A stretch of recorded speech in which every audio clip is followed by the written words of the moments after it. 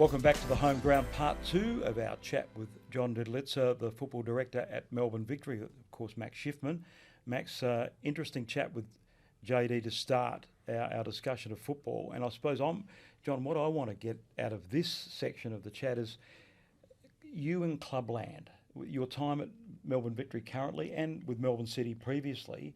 What lessons have you learnt from your time in Clubland in respect to the whole of football in Australia? Yeah, I mean, it's interesting how much it's grown in the past, call it last decade. Victory 10 years ago had one team. It was an A-League men's team that they had. The A-League women's team at that stage, a W League team, was run out of Football Victoria. I was at Melbourne, sort of coming out of Melbourne City at that point, and we'd only had our women's team for 1 year. We just were starting with the academy process. And fast forward now to a Melbourne Victory, we have, I want to say, 15 teams running, including an Afghan women's team that we've recently handed back. So the breadth of the work we do is just enormous. And the challenge is the resources we have to invest in those programs is diminishing because of the centralised revenues aren't coming through at the same level as they once were. But, A-League men's team, A-League's women, 2 NPL men, 2 NPL women, a full junior pathway, sitting on top of all these other pay-to-play sort of programs that we're running that are part of our talent pathway. So it's a really broad set of operations. It's probably unique in Australian sport because even if you're a big AFL club like the Cats or whatever else running a $80 or $100 million plus business, you're only running 2 teams, maybe a VFL team as well. So it's in the Australian sporting landscape. It's quite unique to have operations like ours. In terms of how that compares to overseas club, I think it's probably in line now. We're doing the same sort of work that most clubs in Europe and now North America, South America are running, and in Japan now. So we're probably, in terms of the breadth and depth of our work, on par with most other clubs around the world.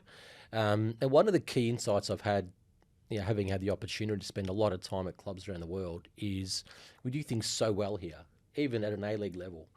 The quality of our coaches, the quality of our support staff, physios, S&C, sports psychs, dietitians, it's world class. And I've been fortunate to spend time at Man City for a number of times, and I see the work of, every coach that I've ever worked with, whether it's, from John Didulica to Ante Milicic, Arthur Dillis now, Patrick Osnorbo. They're great. They're excellent coaches, and they compare favourably to anybody that I've seen work in Europe. So we should really be proud of what it is we're doing here. So that's why I have absolute faith in where the game will go in the generations ahead, and why I think, in particular, Australians can continue to play big roles throughout world football. So you're running 15 teams. How on earth do you keep up with the need, just in terms of pitches and infrastructure for all massive. that? And particularly when you look at your peers in AFL, almost every Victorian team's had some massive government handout in the last decade. Are you guys getting your fair share in the A-League? No, absolutely not. We and again, like everything, I think you have to accept some culpability for not forward planning and not understanding what the needs of your club would be in the generations ahead. I think we're absolutely treated as second and third class citizens, particularly in Victoria, in terms of what access we get to support for facilities. And that's not just Melbourne Victory. I think that's a lot of clubs, grassroots clubs around the city as well, having to share numerous facilities, not getting the sort of money that we see AFL clubs getting. They're getting still tens of millions of dollars for clubs that are making really large profits, to be frank. So I think we're certainly a lot of work to be done. But that's the biggest single challenge for us, I think, is infrastructure and the ability to control that. I mean, we write a check at Melbourne Victory for $1 million before we've even started to make sure our kids have got enough kids and our kids and our elite players have got pitches to play on. So it's a big investment That'll change a little bit with no return. with the northern campus because you're in partnership with the Mitchell Council. Yeah, that's right. So our strategy in terms of facilities is not to have a singular spot through Greater Melbourne. I think one of the things we look at with the Victory's membership base is it's quite dispersed across Victoria. So we have really large pockets in the north, south, east and west. It's not like we're concentrated in one area. So as a consequence of that, we feel it's important that every kid, every fan in Melbourne, Victoria, gets a chance to have access to a Victory facility. So the first one we've done a deal with is the Northern Campus, which is just north of the Western Ring Road in Mitchell Shire. Yep. They've been a great partner so far. We're in the process of designing that facility now. We're still working with state, federal government to lock in funding around those. Mitchell have committed funding to that, which is fantastic. And, we think if we can have a 3 or 4 pitch facility there, that's a great start. So that's still going to cost money to manage and maintain, but it gives us something 24/7 where we can extract value from, where we can service the community, and just takes our operations to another level. Max mentioned before about lobbying government, state and federal, about facilities. How can that be done better? Is it that the government see football as being too fragmented in a sense that the national body might go to them for one request, then a state federation may ask another question, and then suddenly Clubland comes knocking? Yeah. Is that an issue in football? I think that's a fair observation. I mean, I don't profess to be an expert in the government affairs space, and I've worked with government in my capacities within roles, but I don't have an overarching vision about how that's best be done. But I think that's certainly a lot of the feedback that I get is that people are always coming from different directions, and some of that's inherent in that if you're Football Australia and you're coming and you're hosting Socceroos games, that you're the organisation most appropriate to ask for that. Football Victoria have got this huge constituency they need to service, so they also need to have a relationship with government. We as professional clubs, we're the ones who are putting players in the position to become the new Sam Kerrs and the new, in our case, the new Nishan Velupales and creating the next generation of inspirational stories for the game. So we also need to have a voice at government. I think there's undoubtedly a place for deeper cooperation. I think that, to your point earlier, Max, around what is one of those missing pieces around the success of the A-League, I think absolutely, like that real absence of clear cooperation is a challenge. And I think in sport, as you said earlier, unless you're moving forward, you're moving backwards. And if you're not cooperating, you're cannibalising.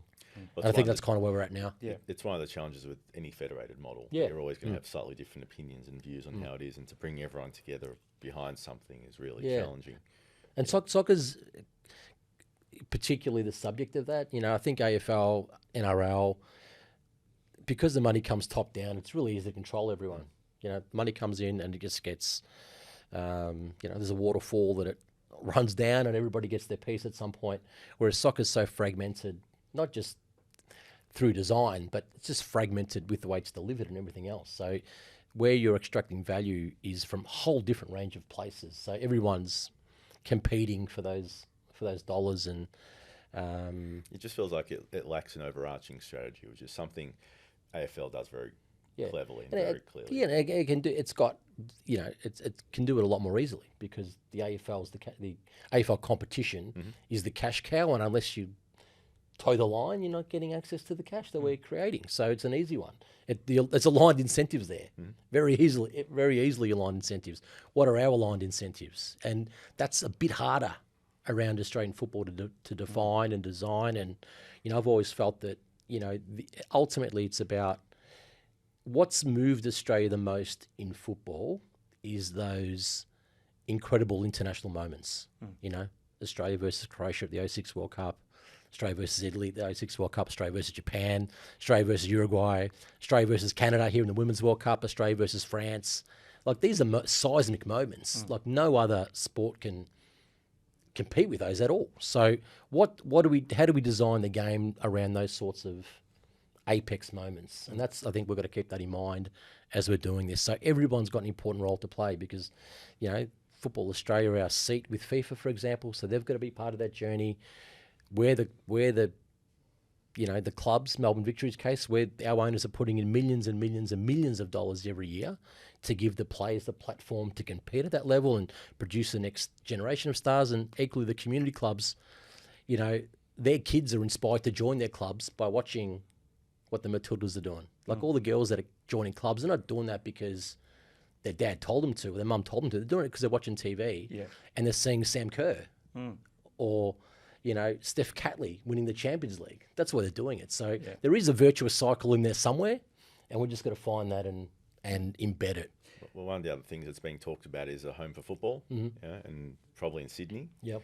I mean, that's something that they do in other parts of the world. We haven't yet done it here successfully. Do you think that's a core part of that sort of bring everyone together, or can we do things differently in Australia? No, I think that's a really important piece of that puzzle, and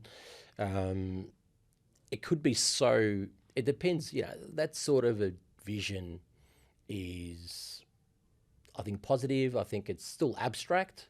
Like, if there is a home of football, who does it serve, and what does it serve? Yeah, and I think there's a range of models you can look at. I mean, one of the things that really peeved off the A-League fans rightly was the grand final decision. We're selling the grand final because we're going to get X amount of cash and we need it to run our business. And people get that, but they don't like it, all right? So I think if you framed it in another way and you said, okay, we're going to we're going out to every decent-sized market in the country, and a part of our package is we're going to pay X number of Socceroos games in your backyard, we're going to pay X number of Matildas games, and we're going to pay the next 20 A-League grand finals in your backyard.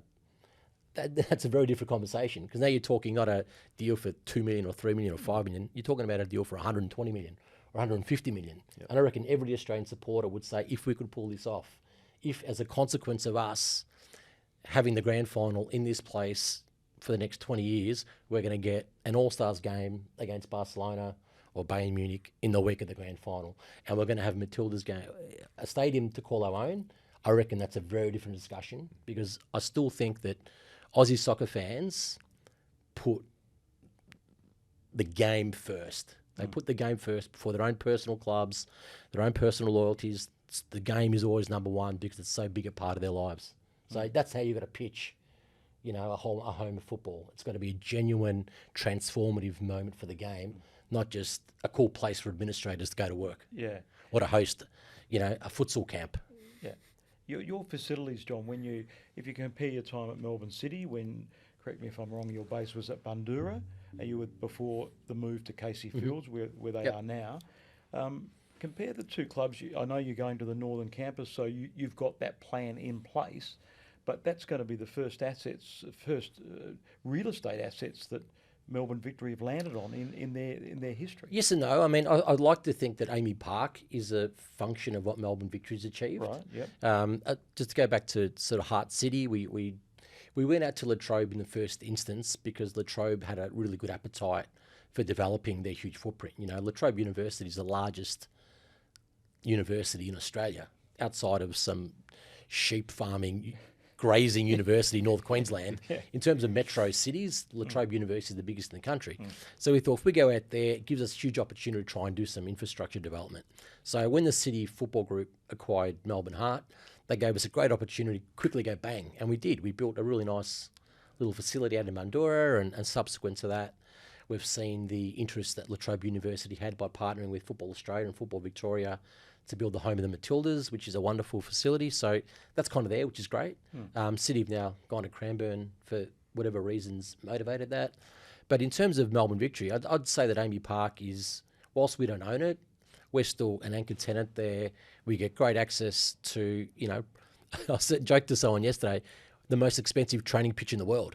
We've got 1.5 pitches, and you can see the city skyline. It's right next to the MCG. Yeah. You could probably sell it for $1 billion to someone, So for a public field, it's got great service. Oh, it's great. The service is fantastic. Yeah. So we get the gym there. So our men's first team is currently at Amy Park, and it's a wonderful facility to train at and to work at and to play matches at. And the reason that was built was why? It was because Victory sold out Olympic Park time and again, and the fans deserve more.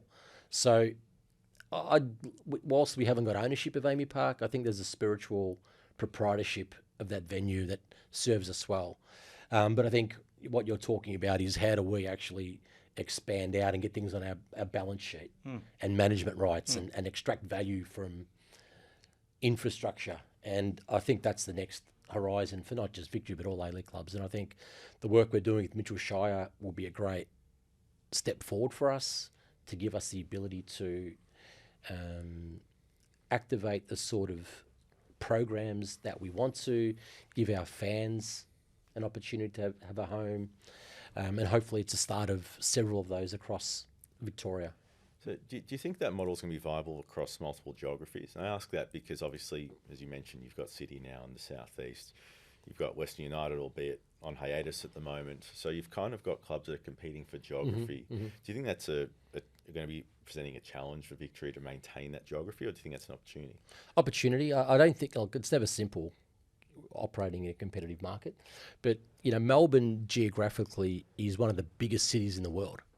Like, it's bigger than Paris, London, in terms of its actual footprint as a metro. So that's one dimension to it. The other dimension is there's so many kids playing the sport. Like, there's hundreds of thousands of children that are aspiring to become elite footballers, or at least enjoy a footballing journey. And we need to give them access to that. So each of these facilities might look different depending on what the needs might be. So in Beveridge, for example, with Mitchell, we're hoping to do something that can be a real showpiece venue. We can have a great car park out there. It's plenty of room. We can build a great little grandstand. It can be a wonderful little precinct. In other parts of Melbourne, it might be a little bit different. It might be one pitch. It might be a chance to just activate. But the appetite that we have for Victory programs or football programs more generally is enormous.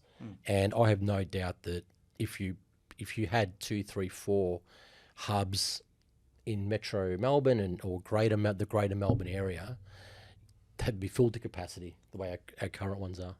John, a project that's still bubbling is Bohemians, a club in Czechia, and they have a historical link to Australia. I'd like you to maybe summarise that for us and tell us where that project's at, because it is potentially an opportunity for Australian owners to have a footprint in a significant football market, not a top 2 or 3, but a mid-tier European football market. Yeah, look, that was a project that I worked on before I started at Victory. It probably, going back to one of my earlier points, is having observed firsthand the quality of work that we're doing here in Australia across all the disciplines within elite sport, both on and off field. I just see this huge arbitrage opportunity to go in and enter a European market and showcasing all that great work. And mid-tier is a good start. Yeah, I think if you're looking at it, I think where you can extract the most value is by having a team that can qualify for European competitions. Now, I think if that's one of your end games, I think it rules out a lot of leagues. I think England's out, for example, because qualifying for Europe out of England is very expensive, and there's no guarantees. And even countries like Switzerland and some of these other Holland, the Netherlands, sorry, you got 3 or 4, at least 3 unbelievably historic, successful teams. You got another 2 or 3 or 4 well-run, unbelievably competent clubs. So qualifying for Europe out of those leagues can be really challenging. So I think it's about identifying leagues that are really strong competitions, but don't have a history of 3, 4, 5, 6 teams dominating year on year. And one of the reasons we spoke to people in Czechia was that reason. They've got 2 really powerful clubs, and they probably tend to rotate through the 3rd and 4th and 5th European spots to a number of other clubs. So the opportunities to come, hey, we want to be the 3rd or 4th best team in this league year on year. And, I just love the Bohemians. What's the history? Story? Yeah, I mean, Bohemians are a club based in Prague. So, one of the great European cities. Anyone that's been to Prague. Yes, great. Just a wonderful city. It's easy to get to, easy to get around. They changed their name in the 1920s after having this wonderful tour of Australia. They came to Australia and played a series of games, I think about 20-odd games everywhere, WA, Victoria, Queensland, and they loved their time in Australia so much they rebranded to have a kangaroo as their logo. And so you go to Prague and in the middle of the city there's this big kangaroo sitting there. So I thought, well, it's a match made in heaven. You've got a chance to showcase Aussie talent, Aussie know-how on the global stage or in the European football stage, but also you've got this authentic link. It's not just not hijacking a club with a separate history. You're actually building on the history that this club has built over 100 years. So it's a match made in heaven, but not to be. Okay. Unfortunately. Yeah. So if I can maybe ask a slightly personal question. You've had an extraordinary career as a player, working within the governance bodies and now in clubland. Across all of those things, what do you think the hardest decision you had to make was relating to football? That's a tough question. I think, it's hard. It's probably top of mind, but because I watched something about it today, but it's always hard at the end of each season at clubland releasing players. That's always a really hard day because you're on a journey with these guys and girls now with the A-League women, and those conversations was really hard every year. And that applies to all staff when you get to end of a year and end of a cycle and you want to go in a different direction and you need to release people with whom you've worked really closely and who in many cases you developed a very deep friendship with. That's always really hard. I think COVID was really tough, like in particular in the A-League, and that was a really tough one because the league at that time probably didn't have the structures that the AFL and the NRL had to navigate that. So that put a really big burden on the players. And at the time I was CEO of the Players Union, and having to navigate that was incredibly taxing because your choices were really limited. You accepted a small amount to keep the league alive. And I'll say quite openly here, but for the players, the league would have collapsed. The players made the choice to play for less money in the hope of keeping the league alive, and they did that, and it's evened itself out over time. But to have to go to 250 players and say, look, unless we go down this path and accept this, I can't guarantee what the future will look like because, quite frankly, there were club owners who didn't want the league to continue. It's easier for them to keep their licence and nominally retain the value of that asset, but not have the inconvenience of paying their players. Yeah. They wanted the league to be in hibernation, and if that's the negotiating dynamics you're in, it's very hard. So that was a really tough period trying to navigate that. Yeah. And John, you were a storyteller. You did a great series with Football Belongs with Bruce Media, and Bruce Media brought out Breaking Barriers, which is about looking at different models of the professional game in Australia. And what they've said is there should be an A1 and A2, A-League 1 and A-League 2, to maybe pacify the current owners, to say that you're going to stay within the framework, but incentivise some other clubs to come into the framework. We saw the recent championships. A lot of the traditional clubs were back. South Melbourne won it. They played, they played some very traditional clubs like Marconi, Sydney Olympic, etc., etc. What do you think of that potential model to have a second division within the framework of the A-League, but have a relegation promotion within that structure? Yeah, I'll go back to one of my earlier points. I think the number one focus should be bums on seats. And if we can get bums on seats, that'll increase the outcomes for everybody. Every stakeholder in football will continue. And given you've got limited energy, I'd spend more time trying to figure out how we're going to fill stadiums than what structures we need to be having. Okay, right. That's on one hand. On the other hand, I think we have to continue to build out the professional footprint in Australia. Now, what the ultimate model looks like for that, I don't have an answer to. I think that'll evolve organically. But I think everybody wants to see as many clubs as possible aspiring to run high performance, quote unquote, professional businesses. And the third point is anybody who would have worked in an A-League club or worked at the league will know that there wouldn't be many people who have worked at an A-League club that would be advocating vociferously for the need to have a promotion relegation or a different structure, because they know how hard it is just to manage what it is they're doing now. And making that structure more fragile or shifting the structure into something that's more fragile can only hurt them. Okay, so that's not to suggest you don't do it, because these are the competing considerations. And for me, if we can get the current A-League as strong as possible, that only helps growing out this professional footprint. So that's what I'd love to see happen. So let's put our energy into making sure that, you know, Hindmarsh is buzzing and Melbourne Victory got 20,000 plus at every game, and not working against that, but putting our energies in toward that. And Sydney are packing out Allianz Stadium, and Perth, and everybody's humming like they have been in the past.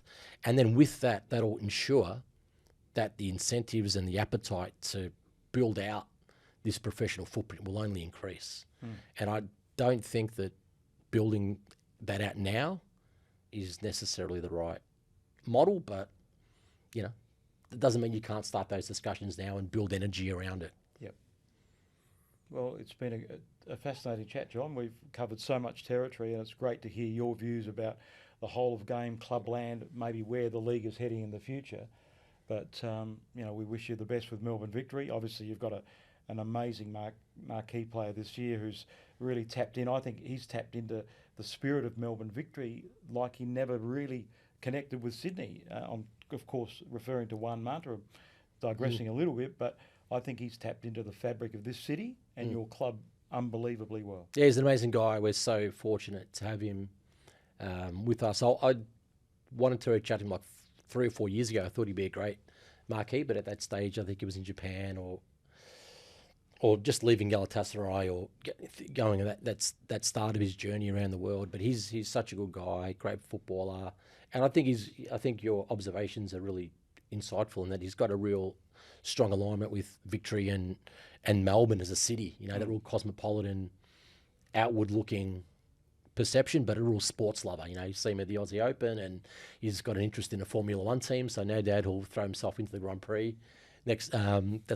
So he's such a good person to have as part of our organisation. And a keen golfer as well. He loves Is he? golf. Yeah. I didn't know that. He's been amongst this channel. He's been tapping me up for a game of Kingston Heath. But I don't mind. playing. Hey, we've got to manage his loading. Bring your A game. We've got to manage his loading week on week. Apparently, he's very good. Max, it's been a pleasure, hasn't it? It's been amazing. Thank you for joining us on the home ground, John. No, thanks, Max. Thanks, guys.